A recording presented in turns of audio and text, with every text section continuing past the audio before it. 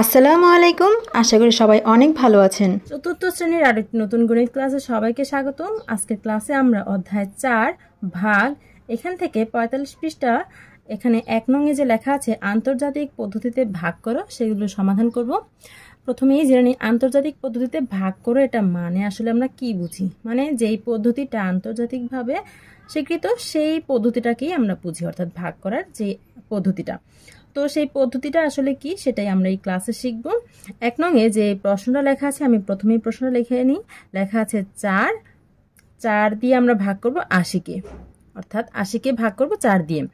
আন্তর্জাতিক পদ্ধতিটা হচ্ছে আমরা ভাগফল লিখব উপরে। আমরা নর্মালি ভাগফল কোথায় লিখি? এই পাশে দাগ দিয়ে এই পাশে লিখি, কিন্তু আন্তর্জাতিক পদ্ধতিটা হচ্ছে আমরা ভাগফলটা লিখব উপরে। এটাই শুধু পার্থক্য, আর কোনো পার্থক্য নেই। এখন এই ভাগটা কিভাবে করব আমরা একদম খুব সহজেই বুঝিয়ে দিব। প্রথমে দেখো ৪, এখানে কয়টা অঙ্ক আছে? একটি অঙ্ক। এখান থেকে একটি অঙ্ক নিব ৮। তাহলে ৮ নিলে কি ৪ থেকে বড় হয়, তার মানে বড় জিনিসটাকে আমরা ভাগ করতে পারবো। ঠিক আছে, তো ৪-এর নামটা পড়তে হবে ৪ একে ৪, ৪ দুগুণে ৮। দেখো যদি ৪-কে আমি ২ দিয়ে গুণ করি তাহলে ৮ পাচ্ছি, তাই না? তাহলে ৪-কে আমরা ২ দিয়ে গুণ করলে ৮ পাবো। ঠিক আছে, ভাগফলটা আমরা উপরে লিখবো। এখন বিয়োগ করলে এখানে ৮ থেকে ৮ বিয়োগ করলে ০, ০টা বাম পাশে লেখার কোনো প্রয়োজন নেই। উপরে আরও একটা ০ আছে, সেই ০টা নামিয়ে নিলাম। এবার মনে রাখো উপর থেকে আমরা অঙ্ক নামালেই ভাগ করতে হবে। কি বলেছি? উপর থেকে যে কোনো অঙ্ক নামালেই একবার ভাগ করতে হবে। তো এই ভাগটা আমরা কিভাবে করব? ৪-কে যদি ১ দিয়ে গুণ করি ৪ একে ৪, ০ থেকে বড় হয়ে যাচ্ছে, তাহলে ১ দিয়ে গুণ করা যাবে না।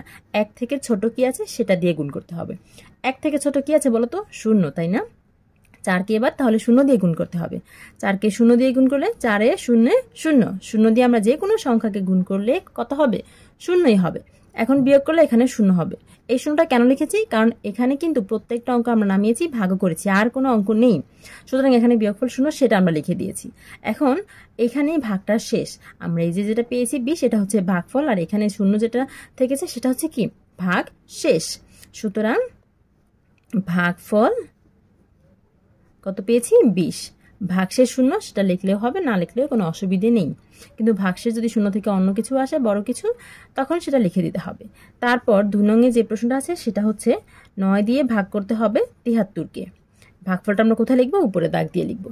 এখন ৯, এখানে কটা অঙ্ক? একটা অঙ্ক। প্রথমে আমরা এদিক থেকে একটা অঙ্ক নিব। একটা অঙ্ক নিলে কত হয়? ৭।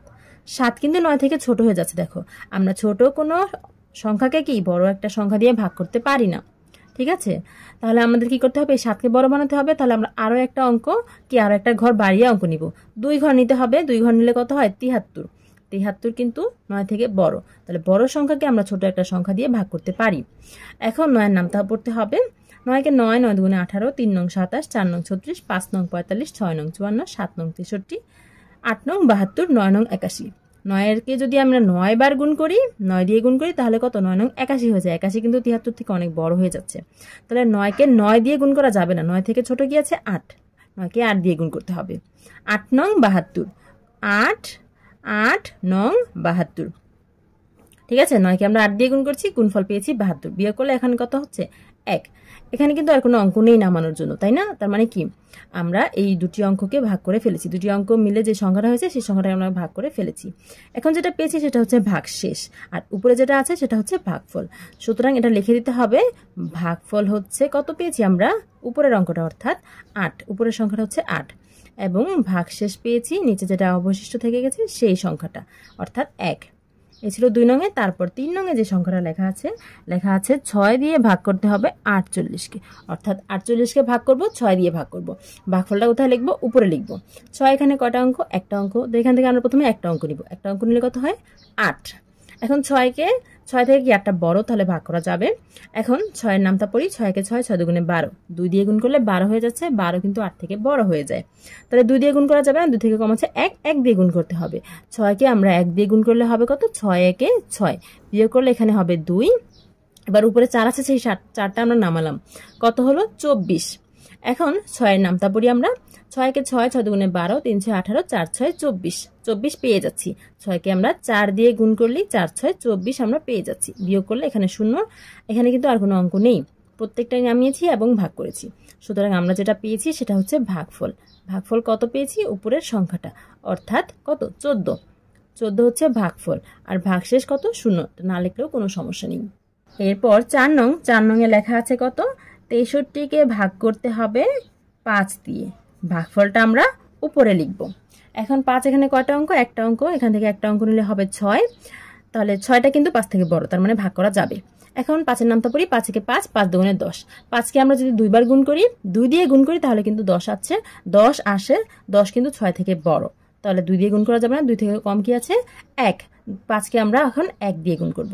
তাহলে 5কে 1 দিয়ে গুণ করলে কত হবে? 5 একে 5। এবার বিয়োগ করলে এখানে হবে 1, উপরে 3টা আমরা নামালাম। এবার কত হলো? 13। এবার দেখতে হবে 5কে কত দিয়ে গুণ করলে 13 এর সমান অথবা 13 এর ছোট একটা সংখ্যা পাই, কিন্তু 13 থেকে বড় হওয়া যাবে না। তো 5 একে 5, 5 দুগুণে 10, 3 5 15। 5কে 3 দিয়ে গুণ করলে 15 চলে আসে, বড় হয়ে যাচ্ছে। তাহলে 3 এর কম আছে 2, 2 দিয়ে গুণ করতে হবে। 5 দুগুণে 10, বিয়োগ করলে এখানে হবে 3। দেখো উপরে কিন্তু আর কোনো অঙ্ক নেই নামানোর জন্য, তাহলে এখানেই ভাগটা শেষ। সুতরাং আমরা ভাগফল কত পাচ্ছি? উপরের সংখ্যাটা কত আছে? এখানে 12। ভাগফল হচ্ছে 12, আর ভাগশেষ কত অবশিষ্ট থেকে গেছে? একদম শেষে যেটা অবশিষ্ট থেকে গেছে, অর্থাৎ 3। এটাই হচ্ছে ভাগশেষ। তারপর হচ্ছে 5 নং। 5 নং এ লেখা আছে 264কে ভাগ করতে হবে 6 দিয়ে। ভাগফলটা আমরা উপরে লিখব। এখন 6 এখানে কয়টা অঙ্ক? একটা অঙ্ক, এখান থেকে একটা অঙ্ক নিলে হবে কত? 2। 2 কিন্তু ছোট হয়ে যাচ্ছে, তাহলে 2টা অঙ্ক নিতে হবে। 2টা অঙ্ক নিলে সংখ্যাটা কত হয়? 26। 26 6 থেকে বড়, তার মানে ভাগ করা যাবে। তো 6 এর নামটা পড়ে দেখো, 6 একে 6, 6 দুগুণে 12, 3 6 18, 4 6 24, 5 6 30। 6কে 5 দিয়ে গুণ করলে 30 হয়, 26 থেকে বড় হয়ে যায় 30। তাহলে 5 দিয়ে গুণ করা যাবে না, 5 এর কম আছে 4, 4 দিয়ে গুণ করতে হবে। 4 6 24 পাচ্ছি আমরা। এখন বিয়োগ করলে এখানে হবে 2, আর এখান থেকে আমরা 4 নামালাম। এখন কত হলো? 24। তো 6কে আমরা 4 দিয়ে গুণ করলে কিন্তু 24 পেয়ে যাচ্ছি। 4 4 6 24, বিয়োগ করলে কত হবে? 0। আর কিন্তু কোনো অঙ্ক নেই নামানোর জন্য, তাই না? তো ভাগটা এখানেই শেষ। সুতরাং ভাগফল আমরা কত পাচ্ছি? উপরের সংখ্যাটা অর্থাৎ 44।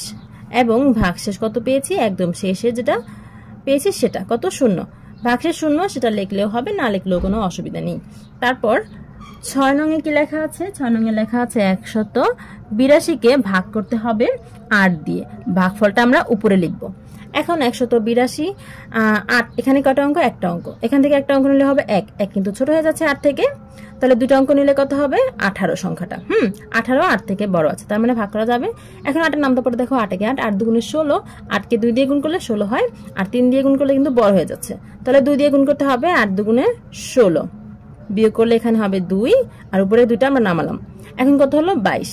8 এর নামটা পড়ে দেখো, 8 একে 8, 8 দুগুণে 16, 3 8 24। 3 দিয়ে গুণ করলে 24 হয়, অনেক বড় হয়ে যাচ্ছে 22 থেকে। তাহলে 3 এর থেকে কম আছে 2, 2 দিয়ে গুণ করতে হবে। 8 দুগুণে 16, 8কে 2 দিয়ে গুণ করলে 8 দুগুণে 16। এবার বিয়োগ করে দেখো এখানে কত হয়? এখানে হবে 6। উপরে কিন্তু আর কোনো অঙ্ক নেই নামানোর জন্য, তাই না? তার মানে ভাগটা আমাদের এখানেই শেষ। তো ভাগফল আমরা কত পাচ্ছি? সুতরাং ভাগফল পাচ্ছি একদম উপরের সংখ্যাটা, অর্থাৎ 22। আর শেষে যেটা অবশিষ্ট থেকে গেছে সেটা কি? ভাগ শেষ। ভাগ শেষ কত তাহলে? 6। এবার 7 নং। 7 নং এ লেখা আছে 819কে ভাগ করতে হবে 8 দিয়ে। ভাগফলটা আমরা উপরে লিখব। এখানে একটা অঙ্ক 8, তাই না? তো এখান থেকে আমরা একটা অঙ্ক নিই, 8 নিলাম। তাহলে 8 নিলে কি 8 এর সমান হয়ে যাচ্ছে, তাহলে ভাগ করা যাবে।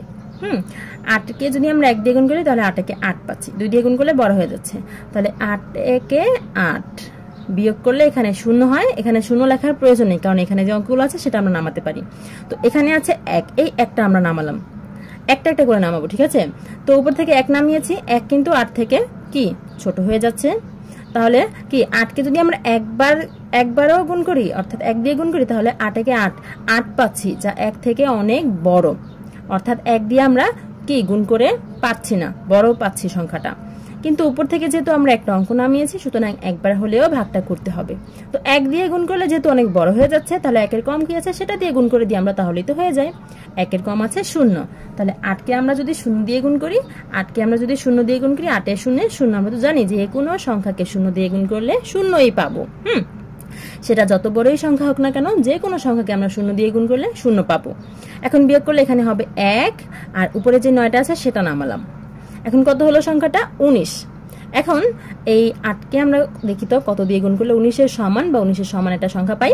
8 একে 8, 8 দুগুণে 16, 3 8 24। 24 বড় হয়ে যাচ্ছে 3 দিয়ে গুণ করলে, তাহলে 3 এর কম আছে 2, 2 দিয়ে গুণ করতে হবে। 8 দুগুণে 16, 16 ঠিক আছে। তাহলে 8 দুগুণে 16, বিয়োগ করলে কত হবে? 6 7 8 9 3। এখানে কিন্তু প্রত্যেকটা অঙ্ক আমরা নামিয়েছি, আর কোনো অঙ্ক নেই। প্রত্যেকটা অঙ্ক নামিয়েছি এবং ভাগ করেছি, তার মানে ভাগটা এখানে শেষ। এই যে 102 সেটা হচ্ছে ভাগফল, সুতরাং ভাগফল হবে কত? ভাগফলটা লিখে দিতে হবে 102 আর ভাগশেষ কত পেয়েছি? 0। সরি, ভাগশেষ কত এখানে থেকে গেছে? 3। এটা হচ্ছে ভাগশেষ 3। হ্যাঁ, 0 হলে না লিখলেও সমস্যা নেই, কিন্তু 0-র চেয়ে বড় কোনো সংখ্যা যদি ভাগশেষে থাকে তাহলে সেটা লিখে দিতে হবে। এরপর 8 নং। 8 নং এ লেখা আছে 638কে ভাগ করতে হবে 3 দিয়ে। ভাগফলটা আমরা উপরে লিখবো। এখানে 3 একটা অঙ্ক, তো প্রথমে আমরা এখান থেকে একটা অঙ্ক নিই। 6 হয়, তাহলে 6 3 থেকে বড়, তাহলে ঠিক আছে। এখন 3-এর নামটা পরে 3 একে 3, 3 দুগুণে 6, 2 দিয়ে গুণ করলে আমরা 6 পাচ্ছি। বিয়োগ করলে এখানে 0 হবে, 0 লেখার প্রয়োজন নেই, কারণ এখানে যে অঙ্কগুলো আছে সেটা নামাতে হবে। তো এখানে 3 আমরা নামালাম।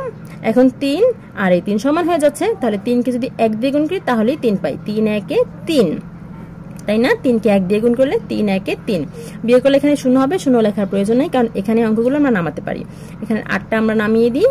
এখন 3-এর নামটা পরে 3 একে 3, 3 দুগুণে 6, 3 3-কে 9, 3কে 3 দিয়ে গুণ করলে 9 হয়, 9 কিন্তু 8 থেকে বড়, তাহলে এটা হবে না। 3-কে 3-এর চেয়ে কম আছে 2, 2 দিয়ে গুণ করতে হবে। 3 দুগুণে 6, বিয়োগ করলে এখানে হবে 2। দেখো, প্রত্যেকটা অঙ্ক নামানো শেষ, আর কিন্তু কোনো অঙ্ক নেই নামানোর জন্য। এটা হচ্ছে বিয়োগফল। তো যেহেতু আর কোনো অঙ্ক নেই নামানোর জন্য, সুতরাং ভাগটা এখানে শেষ। সুতরাং ভাগফল কত?